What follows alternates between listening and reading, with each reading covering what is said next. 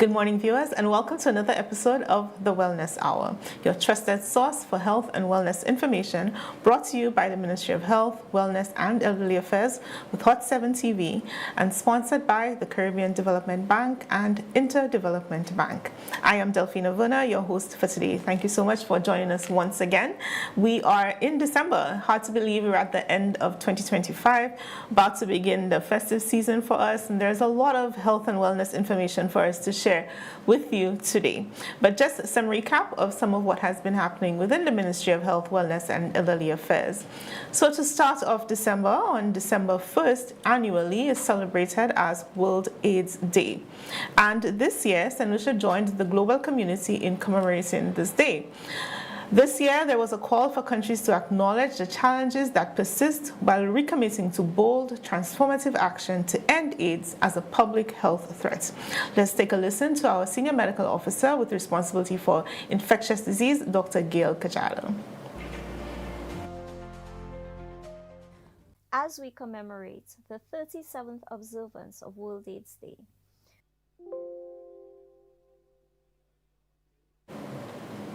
Okay, since we have just a small glitch there of our video, we'll bring that back to you shortly.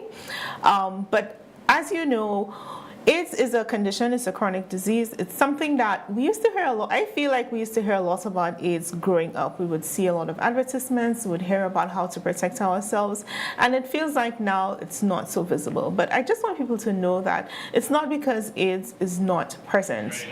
We do have AIDS still in our society, and it's very important for us to commemorate the day. Let's try the video once again. as we commemorate the 37th observance of World AIDS Day, we join the global community in reflecting on the theme, Overcoming Disruption, Transforming the AIDS Response. This theme calls on us to acknowledge the challenges that persist while recommitting to bold, transformative action to end AIDS as a public health threat.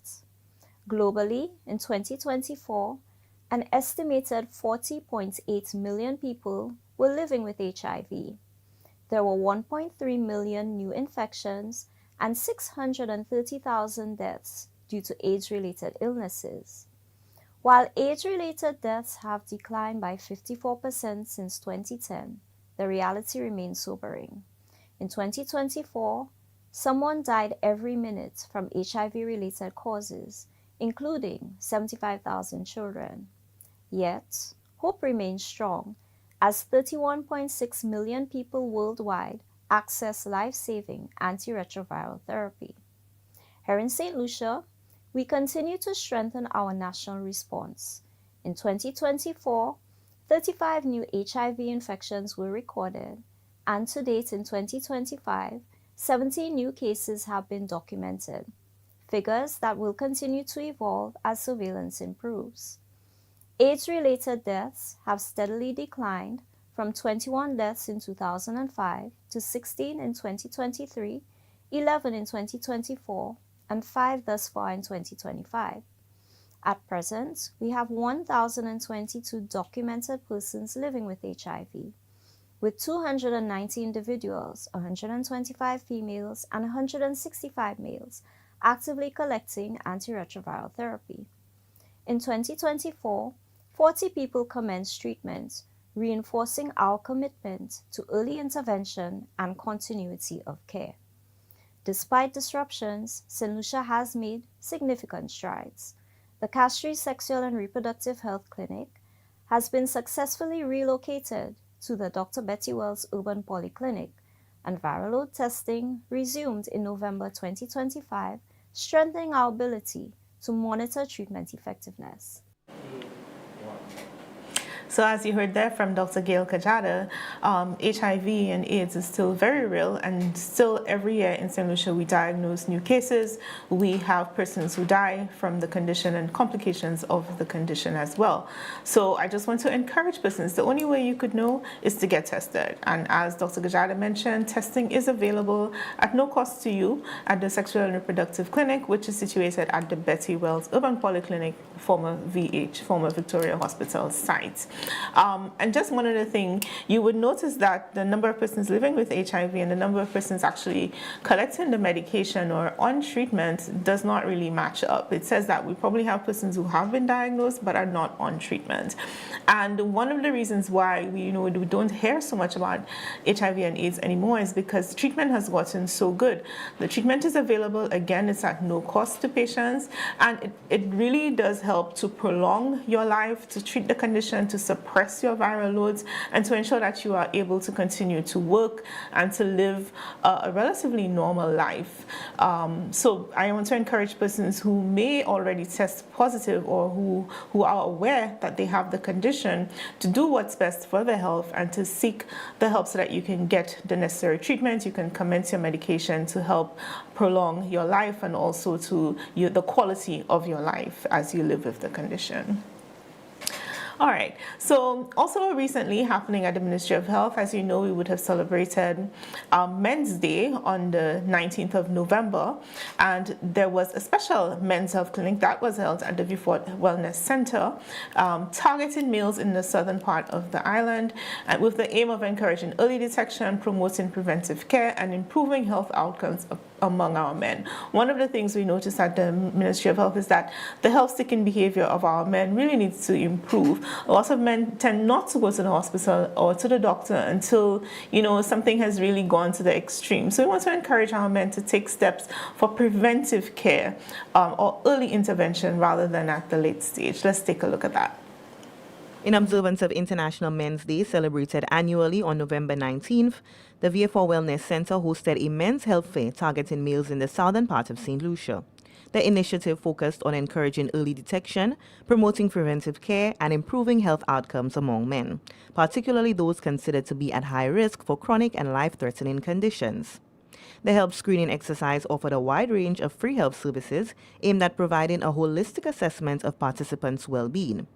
These services included blood sugar testing to identify potential cases of diabetes, as well as screening for high blood pressure and high cholesterol. Men also benefited from nutritional screening and counseling, mental health screening and counseling, and testing for sexually transmitted infections. Family nurse practitioner for Regions 5 and 6, Shirlene Duncan, stressed the importance of men prioritizing their well-being, noting the need to ensure they remain healthy and active contributors to their families and communities. We want to send a message to our men that we are very concerned about their health.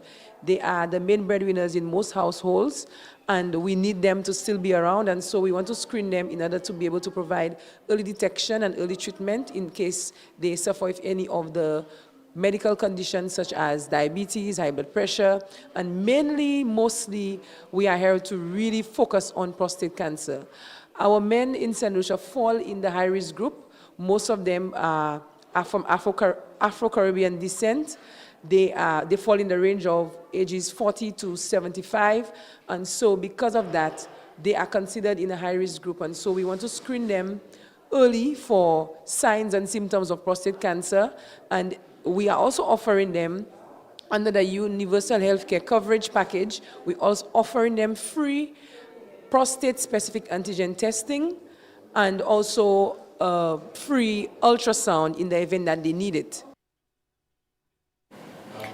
Okay, and there you have it. And once again, just to reiterate the point, the Ministry of Health, recognizing how these conditions affect morbidity and mortality, which is basically illness and death in our society, you would realize that a lot of those interventions are provided at no cost to you. So really, I really just want to encourage persons to go to your wellness centers, speak to the nurse, even if you have missed the health fairs, but the nurses are always available in the wellness centers to provide you with the necessary counseling, the testing. I mean, even checking your blood pressure is a very simple process, checking your blood sugar, and then of course referring you to see the doctor if needs be, if you need further investigations to recognize any conditions that may be popping up, anything that exists, if you need to start treatment. And again, a lot of these are done at no cost to you. We understand the financial climate, and I want to encourage persons to really take those steps to take charge of your health.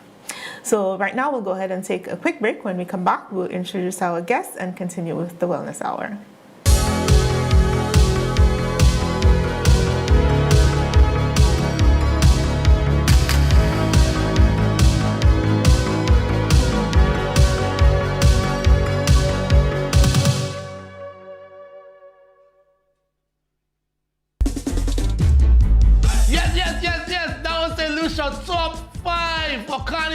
2025. Yes, welcome back to Real Men Take Charge, guys. Real Men Check Up. To all my listeners out there, visit a men's health clinic in your area today. PSA checkups are now free. It's private, it's quick, it's efficient, and convenient.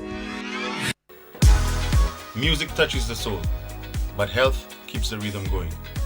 Fellas, it's time to check your PSA levels. It's free, it's simple, it can save your life. Brothers, do you not know that your bodies are the temples of the Holy Spirit? Let us be wise stewards of our lives. Prostate test saves lives. Let us not wait until it is too late. You're a champion. You need to show up for yourself. I'm encouraging every man to take the step. Get checked. Stay strong. Do it for the team. Do it for your family. My daddy is a hero, and I want him around for a very long time. Daddy, if you care about me, please take care of your health. I faced colon and prostate cancer head on, and I'm still standing. Early detection saved my life. If I can do it, so can you. Don't wait. Get tested. It's free, it's simple, and it will definitely save your life also. Real men. Real Men. Real men take charge. Real men check up.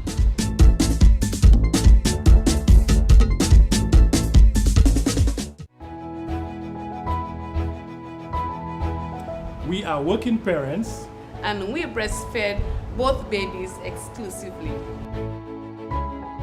Moi fais 6 chiches, moi ba yo tout tete ki yo tout ni bon cervelle. Mother's breast milk is naturally the best milk for baby.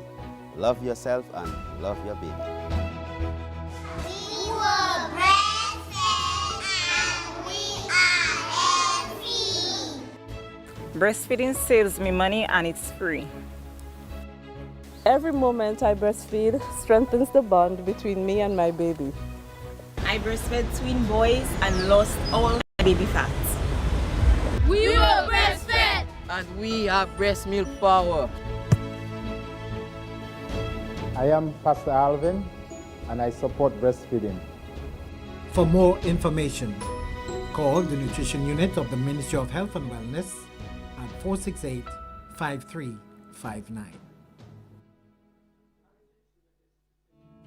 Every bed in our hospitals tells a story of someone's mother, someone's brother, someone's friend. And when that story of care is complete, it's time for the next chapter, home. But too often, discharged patients are left waiting hours, days, weeks, sometimes months, not because they want to stay, but because no one comes. We understand life gets busy, but every extra day they wait means another patient, perhaps in pain, perhaps in crisis, can't get the bed they desperately need. So when the call comes that your loved one is ready, please be ready too. Pick them up, bring them back to the comfort of family, where healing truly continues. Because caring doesn't end at discharge, it continues with you. A message from the Ministry of Health, Wellness and Elderly Affairs. Yes.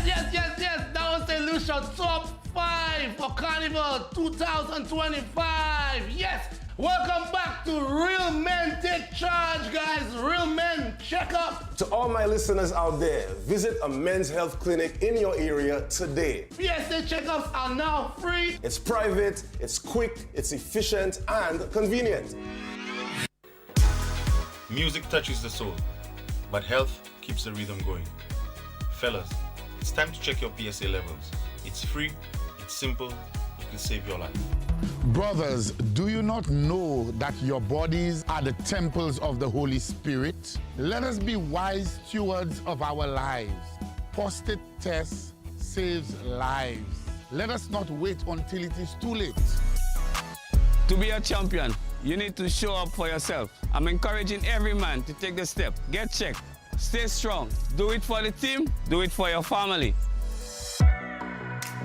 My daddy is a hero, and I want him around for a very long time. Daddy, if you care about me, please take care of your health. I faced colon and prostate cancer head on, and I'm still standing. Early detection saved my life. If I can do it, so can you. Don't wait. Get tested. It's free, it's simple, and it will definitely save your life also. Real men. Real men. Real men take charge. Real men check up.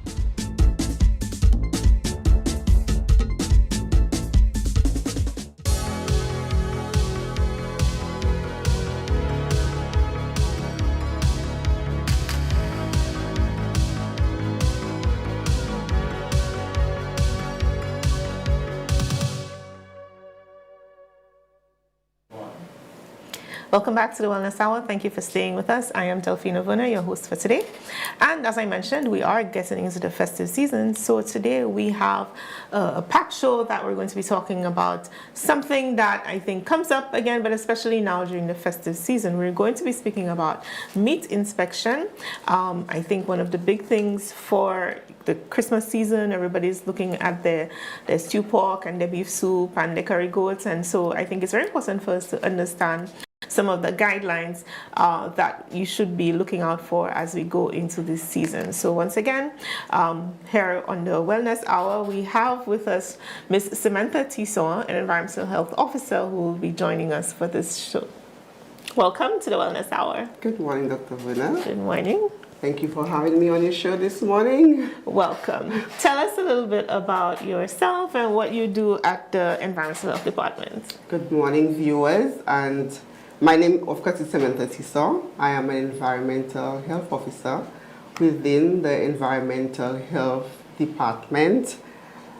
Our role as environmental health officers is to go out there and make you, the public, safe by conducting inspections and monitoring some of the things that are not good, to ensure that, give you the right information that you can make corrective measures.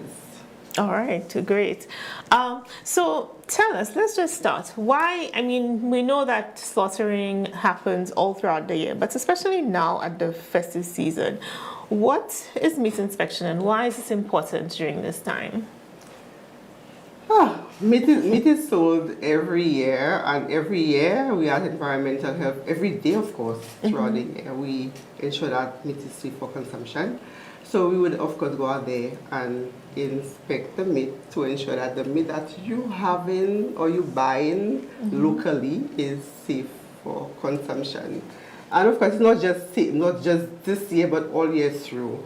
The reason being, we need to find out if the meat that you're eating is normal, is free from any illness. So hence the reason why environmental health officers go out there and inspect the meat, ensuring that it's safe for you to eat. Okay. So seeing that this is something that normally happens, we know there are butchers who probably every weekend would be slaughtering. Are there any increased risks around this time, would you say? There were increased, for the festive season, yes, there is increased risk because people buy in bulk and they cook in bulk and they may not take the safety measures that they would probably do during regular times of the year. In addition to that, I think also you may have people who don't normally slaughter, but because of the increased demand during the festive season, you may have some pop-up stalls, right, for meat. So tell us, for the butchers, are there any requirements from the Environmental Health Department for them to operate as butchers? Yes, indeed. So the first step is that they have to register with the Environmental Health Department. And they also have to let it known to the veterinary division that they will be slaughtering. So the vets can do their part, inspect the animal to make sure that it's fit for consumption. And that's where we come in afterwards. When that animal has been, the vet of course determines it's fit for consumption, the butchers would then slaughter, and then we would make ourselves known to inspect that meat to ensure that the meat itself is safe for consumption. So the butchers and the helpers would need also health cards. Okay. All of them need health cards. They would need to come to the department, and they should have been doing that already. It's a process to put that health card together. Okay. And is there a timeline for them to do that? So persons who are planning to operate as butchers for the Christmas season, for the festive season, is there a time by which they need to get all those permissions and certifications by? Well, like I mentioned, they should have been doing that already, because most of the models would do it every year, so they know the process. Yeah, they know the procedure, and the time we have a timeline for registration. The deadline for registration, which is the 11th of December, because when every butcher to come in, there's a process. They have the vet themselves have to do their part, and we have to do our part. So hence the reason why they need to come early as possible. Okay, so they have just about a week left, because I think the 11th would be next Friday. So, any butchers listening out there, or persons listening, if you know any butchers who may, and you want to ensure that where you're purchasing your meat is safe and the Environmental Health Department, has done their part, you want to encourage them to register with the department, and that should be done by the 11th of December, which is next Friday. Yes. And I just want to mention to you, as we were speaking about it, stay with us throughout this segment and the next, because coming up we have a giveaway from one of our special sponsors this week's show, and it's Ocado, who are the agents for Harley Barrage and St. Lucia. So stay with us. That's coming up later, but you have to stay with us to get that chance to win that prize. Speaking of meat inspection, what does the process entail? For persons who may not know that this even happens, what do you actually do when you go to inspect the meat? The meat, the first process, like I mentioned previously, is with the vet. They would inspect that animal to make sure that that animal is fit for consumption. Okay. Fit for slaughter. So upon inspection, we would then come in and inspect that animal to make sure that it's fine for eating.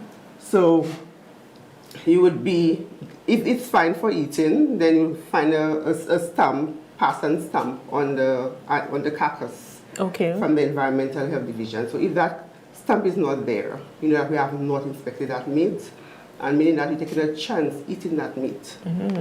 And even while we inspect the meat, they may have parts of the meat that may not be good, so we may have to come in and condemn that part. That information will be seen on a wholesomeness certificate that we would also give to the butchers. Okay. Yeah. So it's in twofold. We work together with vet and also the police. Okay. So as a consumer going to a butcher shop or going to purchase meat, is there anything that I can look for that will tell me that this person has gone through the process, they're a registered butcher, which means they should have their health card and their certifications, and the meat has been inspected and is safe for consumption? But first you have to look at the hygiene process, the way that they are attired, the way that they keep their store. And again, the stamp is important. You need to see that stamp on the meat, saying that it has gone through that process. So the stamp will actually be visible on the... It will be on the carcass. In many as they're hang up? Right. In many locations, it will be seen on the carcass. Okay. So that's the sign. The sign that is stamped, meaning that they have gone through the process. And every year we have a meeting with them, just reminding them of the procedures and the requirements for selling and slaughtering meats. Okay, and now that you mentioned it about the meeting with them, it's actually planned this year for December 9th, correct? December 9th, yes. And you have multiple locations. You want to go ahead and speak about? So we have 3 locations. We have butchers in the northern part of the island. There is a Orchid Garden in Union. And for those in the south, Vieux-Fort, there is the conference room, environmental conference room in Vieux-Fort. And there is Soufrière for butchers in Soufrière and surrounding. And that is at the Access Center that's in Soufrière. Okay. Yeah.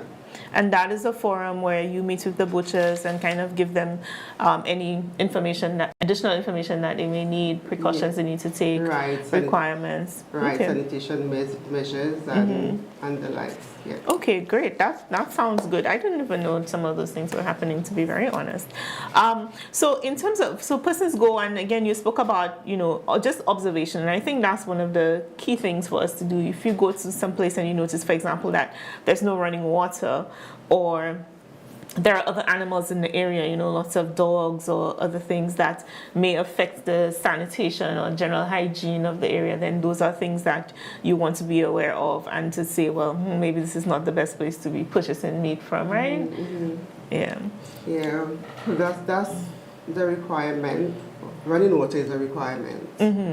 And even when they come, that part of the training is reminding them of the requirements, which is running water. And the no pets allowed, that is also a requirement, that pets transfer diseases. Right. So that's a requirement.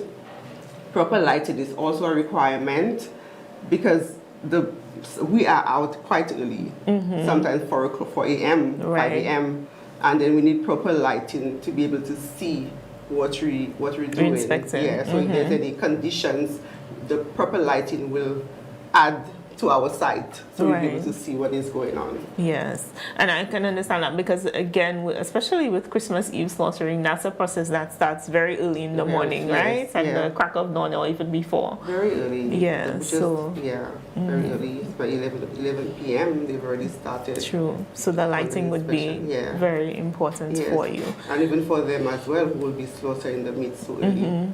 Also late in the night. Okay.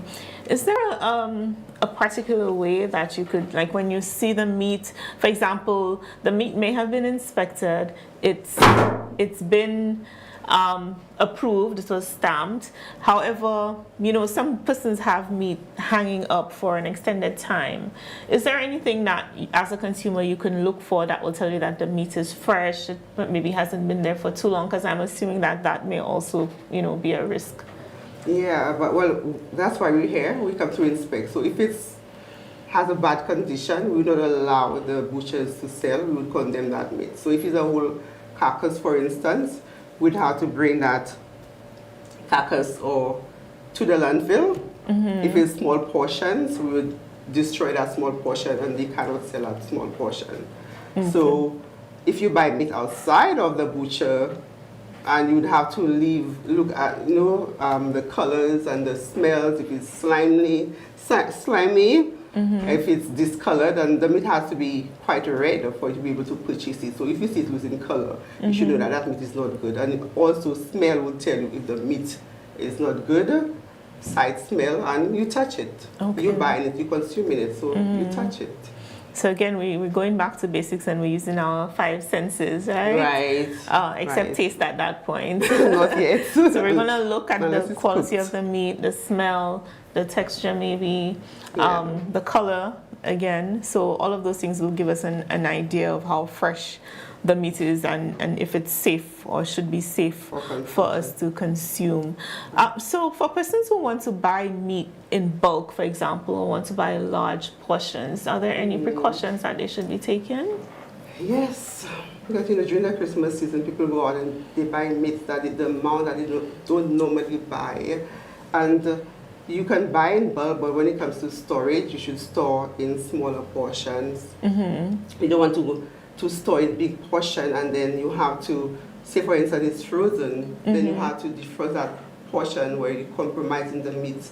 So when you purchase your meat, before you freeze it, you put the amount that you're going to be using for the days ahead. So in that way, your meat remains safe for consumption and free from bacteria or spoilage. Okay, and I think that's a very good point to reiterate. So if you buy a large amount, basically what you're saying is you want to portion it out so that you don't have to thaw out a large amount and then refreeze, right? That's right. Because that will make you at risk of foodborne illness and meat spoilage. Okay, All right, so we're going to have to make sure we take those precautions. What about transporting meat? So I know people who go, like, they might leave Castries and go to Vieux Fort or go to different places to purchase meat from their favorite butcher shop. When you're transporting that meat, any special precautions you should take? And that's possible. And always around the Christmas season, yes. People buy in bulk and they'll go to their favorite butchers. Mm-hmm. And then they will probably spend a whole day with that meat. So what they can do, bring a cooler. It may be too much for them, too heavy, they may say that, but at the same time, better be safe than sorry. Right, it's about safety. Protecting that meat. So you can carry a cooler with you and then put ice in that cooler. So you can keep the meat safe at the 40 degrees Fahrenheit temperature. Okay. You don't want to spend a whole day out shopping and sightseeing and come home maybe 8-10 hours later and then you have no choice but to throw that meat. Yes. So that's a safety measure they can take. All right. So I'm hoping our listeners are taking those tips and, to be cautious and avoid football. Nobody wants to be sick for Christmas. Nobody wants to have to go to the hospital with, gastroenteritis, vomiting, diarrhea, belly pain, etc. So let's do the necessary to be cautious. We'll go ahead and take a quick break. When we come back, stay with us. As I said, we have that giveaway coming up and more information from Ms. Disson. Stay with us.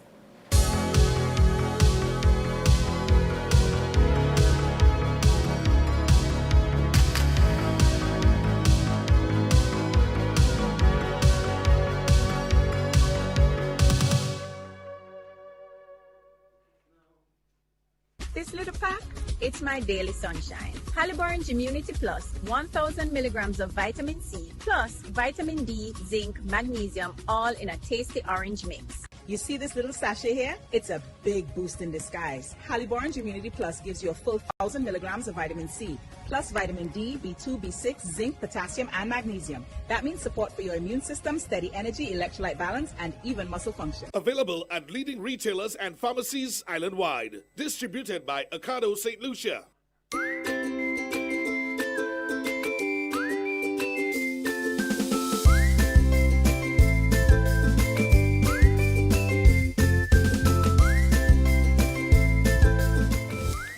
Trans fats are either naturally occurring or industrially produced. Industrially produced trans fats are made by adding hydrogen to vegetable oils to make them solid.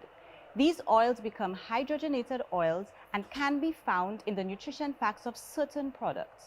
Look closely in the ingredients list for hydrogenated oils, which would indicate that the product contains trans fats. This message is brought to you by the Nutrition Unit of the Ministry of Health, Wellness and Elderly Affairs.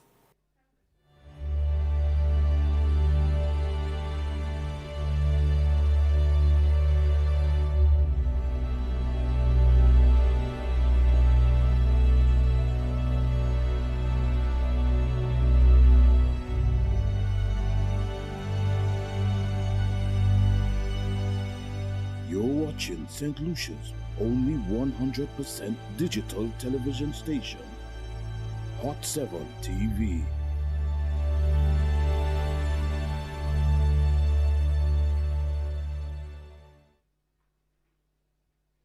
This little pack, it's my daily sunshine. Haliburton Immunity Plus, 1,000 milligrams of vitamin C, plus vitamin D, zinc, magnesium, all in a tasty orange mix. You see this little sachet here? It's a big boost in disguise. Haliburton Immunity Plus gives you a full 1,000 milligrams of vitamin C, plus vitamin D, B2, B6, zinc, potassium, and magnesium. That means support for your immune system, steady energy, electrolyte balance, and even muscle function. Available at leading retailers and pharmacies island-wide. Distributed by Ocado St. Lucia.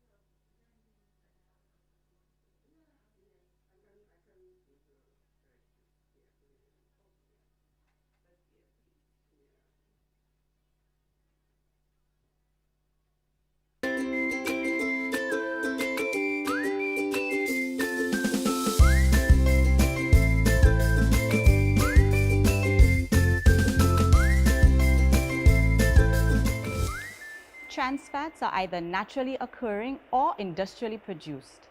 Industrially produced trans fats are made by adding hydrogen to vegetable oils, so make them solid. These oils become hydrogenated oils and can be found in the nutrition facts of certain products. Look closely in the ingredients list for hydrogenated oils, which would indicate that the product contains trans fats. This message is brought to you by the Nutrition Unit of the Ministry of Health, Wellness and Elderly Affairs.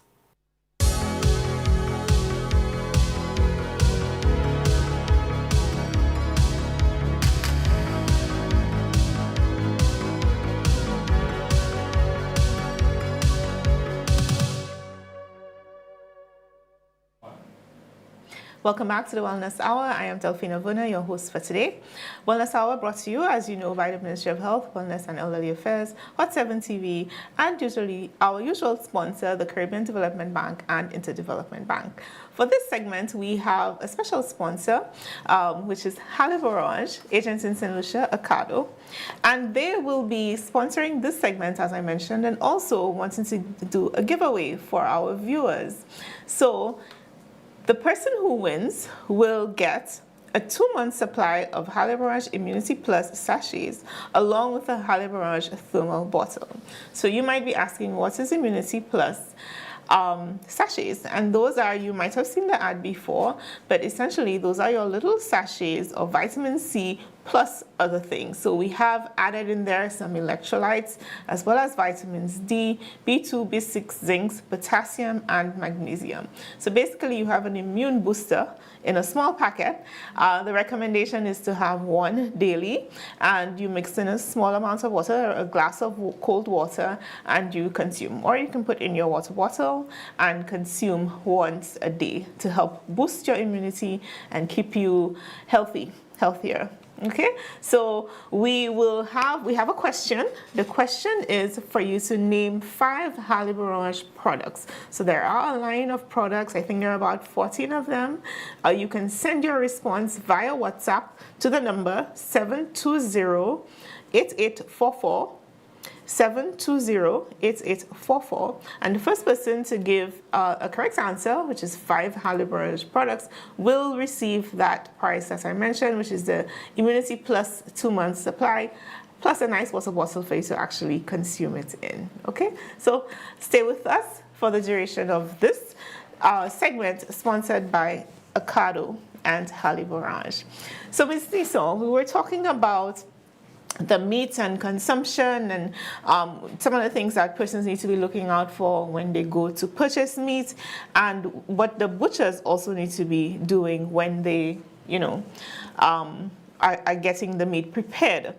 How often do you find that there are persons who miss the guidelines or the meat doesn't meet the criteria? Are there any consequences for that? How do persons know that? If I know you said, you go around, you do inspections, but we know sometimes there are always 1 or 2 people that are, not keeping with the guidelines. Yeah, you always find that. Mm-hmm. Yes, they don't obey the regulation, and all our actions and activities is based on the Public Health Act, the food regulation. We would go out there.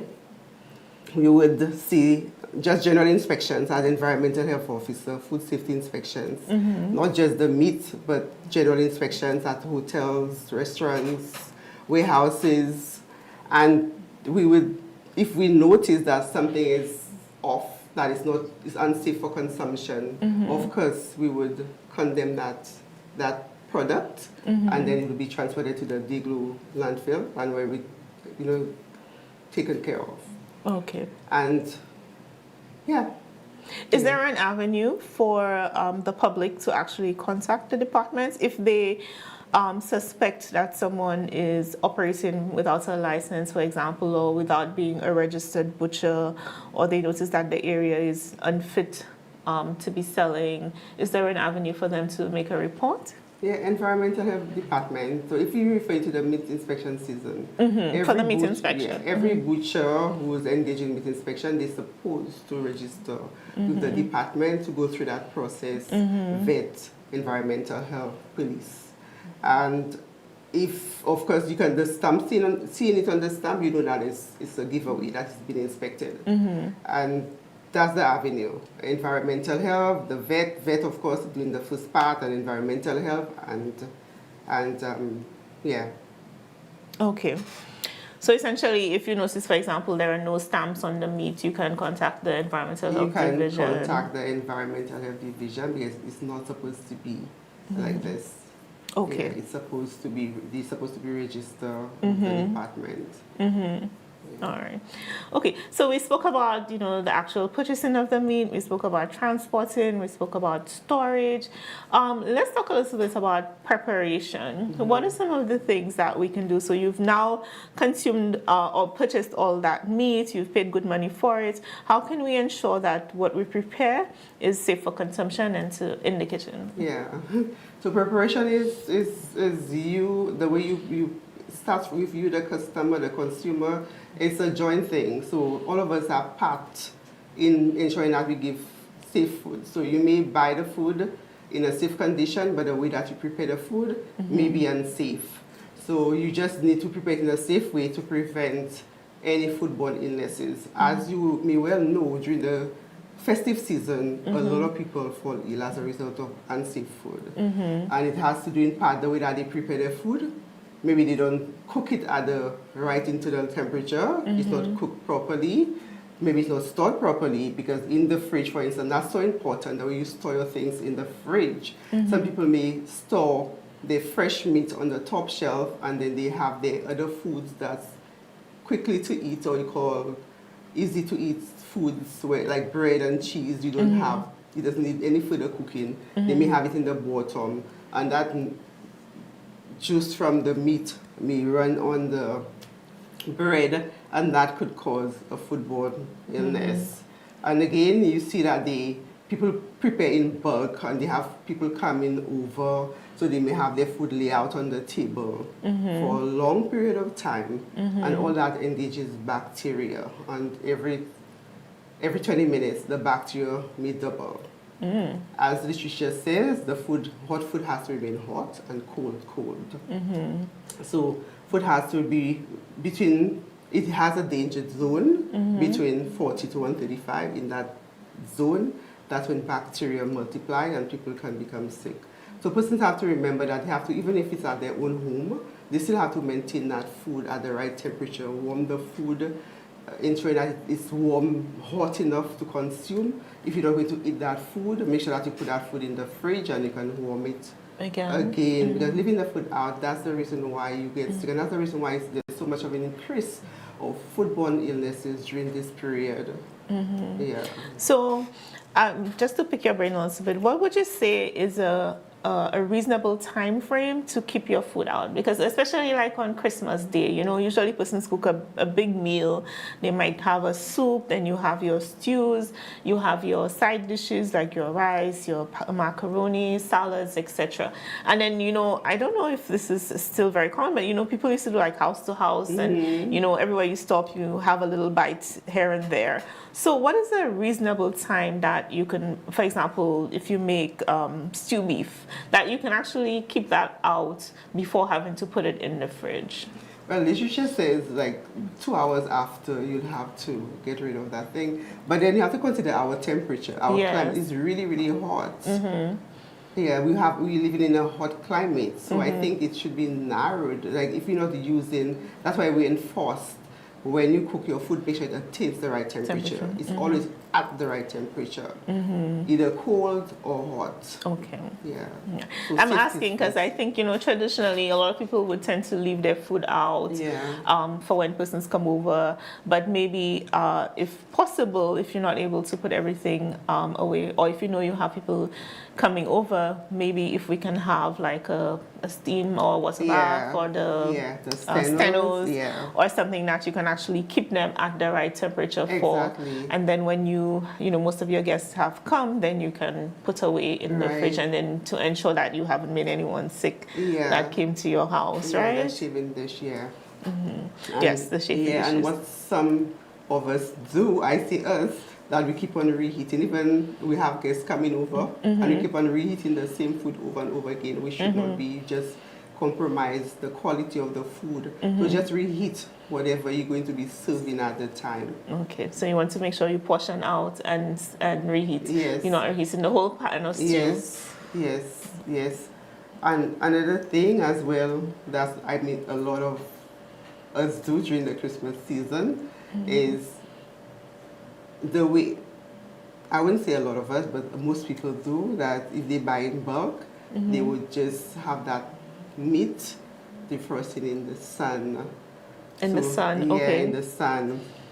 So by right, meat's supposed to be defrosted under cold water or in a fridge, so in that way it remains safe. You may have that meat in the sun and you may forget that meat in the sun for a long time. And then you have already compromised, your meat spoiled, you have to throw that meat before you purchase that meat with your money. So here goes your money that you purchase. So what's the best way, tell us again, what's the best way to thaw the meat? You would have to, you can thaw it overnight in a fridge. So you take it from the freezer into the fridge and keep it there overnight. Keep it there Okay. and then, or you can thaw it under cold water, cold running water. Okay. For what you need, not to thaw everything and then you have to refreeze it and put it back in. All right, so we're getting some very good food safety tips here. And I guess, you know, we're speaking about meats, but the same would apply for some of our other dishes, especially as we mentioned for Christmas, you know, you're making multiple things. So for example, even with rice, green fig salad or potato salad, do you want to touch on those things? Those, we talk about foods that can cause foodborne illnesses quickly. Those are the foods. The mayonnaise, the potatoes, the chicken. Hence the reason why it's supposed to remain at the right temperature. So for green fig salad and potato salad, you shouldn't mix everything at once if you know it's not going to be served at once. So just mix whatever you need at the time. Because we see that even when we visit other places, they may mix everything because they don't know better, I'm assuming. They mix everything and then they leave it there for a while, and then when somebody falls ill, they're wondering, why did I fall ill? That's the reason why, because we've had that potato standing there at room temperature for a long period of time, and then bacteria has multiplied and causing you to be sick. And here's another reason why the increase in food illnesses during the festive season. Yeah, and sometimes, you know, you have a plate with multiple dishes, so you may not even know which one would have triggered the illness, and that's why it's so important to know for all of the different foods what's best to keep them, to store them, how to consume, how to reheat. So we're getting some very good tips here, as I said again. And also the other thing, as you mentioned, the reheating, so very useful because again, also people, when you cook that large meal on Christmas Day, don't always cook on Boxing Day, so you want to know how to actually be able to reheat and serve and keep any leftovers, if needs be, the right way. So as we mentioned earlier, we do have the training for the butchers taking place. So just to give you that information again, the training session will be held on the 9th of December 2025, and there are 3 locations that will be able to facilitate butchers from around the island. You can go ahead, Ms. Tison. Yes, so there's the Orchid Garden in the Union, and there is for butchers in the northern part of the island, from Cruzile to Okape State to Ancillary. And there's those in Vieux Fort and environs that will be at Environmental Health Office in Vieux Fort. And there is the Soufre and Environs butchers. They will be at the Access Center in Vieux Fort. So for any further information, you can reach out to these various offices for clarification. Wonderful. And you have the numbers there also. So for the Vieux Fort office, 454-6329. 454-6329, Soufre 459-7329, 459-7329, and Bois d'Orange for persons in the north, 468-3712, 468-3712. So again, if you have any questions, queries, concerns, you need any additional information, please reach out to the Environmental Health Division. I think this will be an excellent opportunity for our butchers to ensure that the products that they're serving to the public meet the necessary requirements, and we can try to ensure that we don't have a breakout of foodborne illness post the festive season. Are there any organizations that are partnering with the Environmental Health Division for this year's training? Yes, the various organizations that are part of the inspection process. So we partner. So there's the veterinary division who will speak on what they do and the requirements for the butchers. There's also the police because the butchers have to get that certificate for slaughter from the police. So they will be part of the training as well, and of course Environmental Health Division. Okay, wonderful. Just one more thing for us to touch on. So, we're speaking about the whole process. In terms of disposal, so after you've slaughtered all of those meats and you have the rest of it, the skins and, different parts of these things, I would imagine that you need to dispose of those properly to prevent illness again. What are some of the things that you see or you caution the butchers about as it relates to disposal of the remains? Yeah, that they need to have a proper disposal mechanism. Bins and tie the waste up and throw it, not just laid out there, and there's a landfill that is available to them for the disposal of any remains of animals. Yeah, okay, great. And I hope all our butchers are observing those things and not just dumping in a river or somewhere and then, you're getting a offensive smell or contaminating our water supply with those remnants from your slaughtering. So, Ms. Tisson, we're running down into our time. Are there any other pointers you want to give to our consumers, our butchers, our listeners as it relates to meat inspection, food safety for the festive season? Okay, so food safety, hygiene is quite important, especially, at your homes. You need to maintain that, the way that you clean, using various utensils for various things, because just to avoid cross-contamination. Cross-contamination is maybe meats, of course, and then using bread, and that could be a cause of cross-contamination.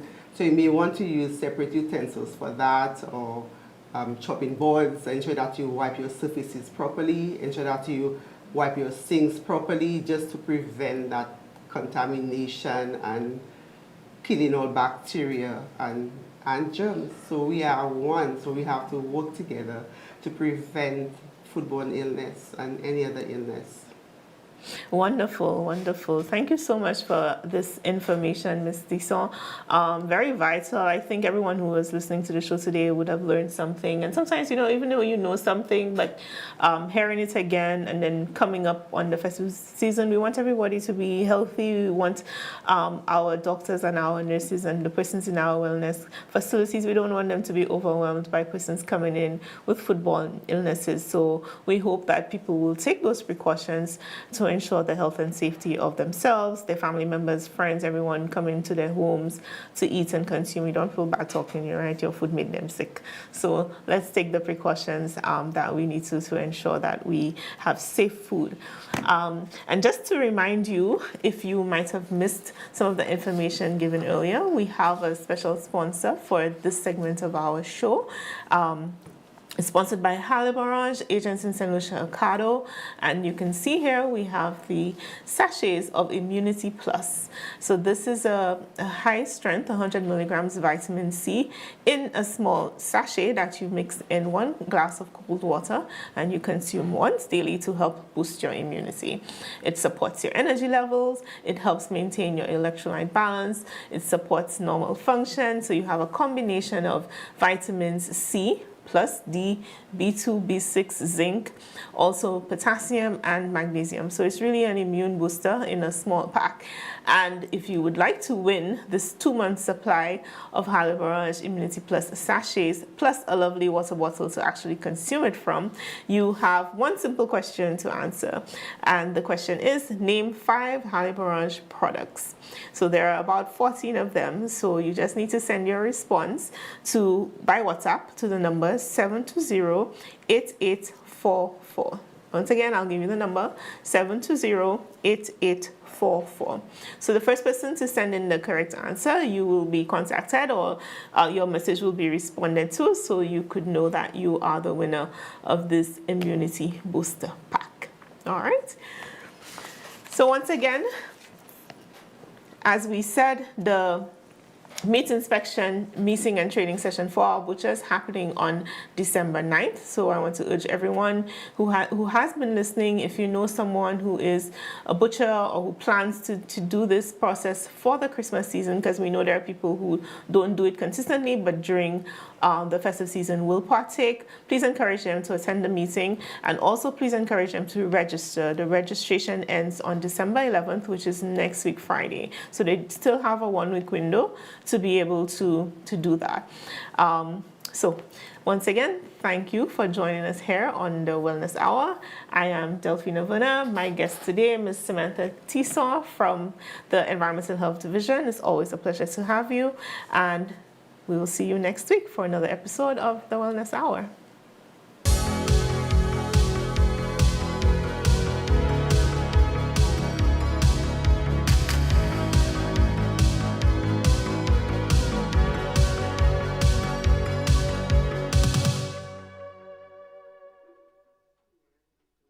This little pack, it's my daily sunshine. Halliburton's Immunity Plus, 1,000 milligrams of vitamin C, plus vitamin D, zinc, magnesium, all in a tasty orange mix. You see this little sachet here? It's a big boost in disguise. Halliburton's Immunity Plus gives you a full 1,000 milligrams of vitamin C, plus vitamin D, B2, B6, zinc, potassium, and magnesium. That means support for your immune system, steady energy, electrolyte balance, and even muscle function. Available at leading retailers and pharmacies island-wide. Distributed by Ocado St. Lucia.